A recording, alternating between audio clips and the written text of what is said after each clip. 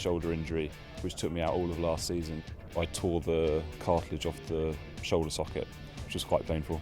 It's good, but I'm still a little bit cautious with it. I need to be very careful, keep with the exercises for that. I'm recovering right now from a back injury, which kept me out of the Lucerne World Cup, which was a real disappointment for me.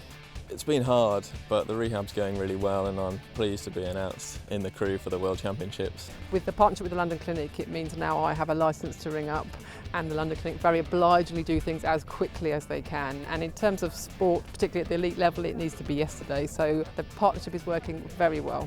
If a rower is now injured and they require an MRI scan, they can have that and the images are immediately available. And then we're in a position to discuss what's best to be done and to institute it immediately. Early diagnosis is definitely so key for us. And for me, I mean, I'm not a medical person, I don't know all the details, but the MRI scans seem like the gold standard to me. So, you know, the sooner we can go and get a scan once we've got an injury, the better really. And then you know exactly what you're dealing with, there's no guesswork. Anyone participating in any sporting activities is going to be prone to injuries. Whether they're an elite sportsman or woman or an amateur athlete, diagnosing that injury early is of absolutely paramount importance.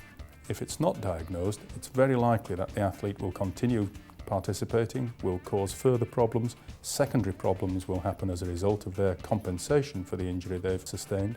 So early diagnosis is used to head off these injuries at the time of the injury or as soon as possible thereafter, and then appropriate treatment can be instituted.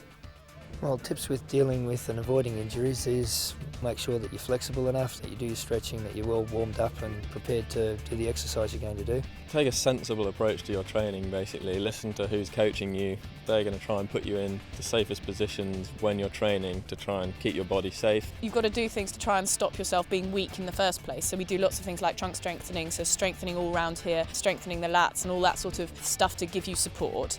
Keeping on top of your own personal self, so in terms of stretching, identifying if there's a problem, like once you've had an injury, you know what the precursors are. So if you feel that happening, you immediately get yourself into physio, you get yourself in to see a doctor. You have to listen to your body, and getting pain and it's starting to hurt, that is your body telling you that you need to back off. It took me a while to learn that you have to do it. You can't just plough through it because you just make it worse, and it means that you have to sit out for longer. If you feel something's wrong, it probably is, so go and get it checked out.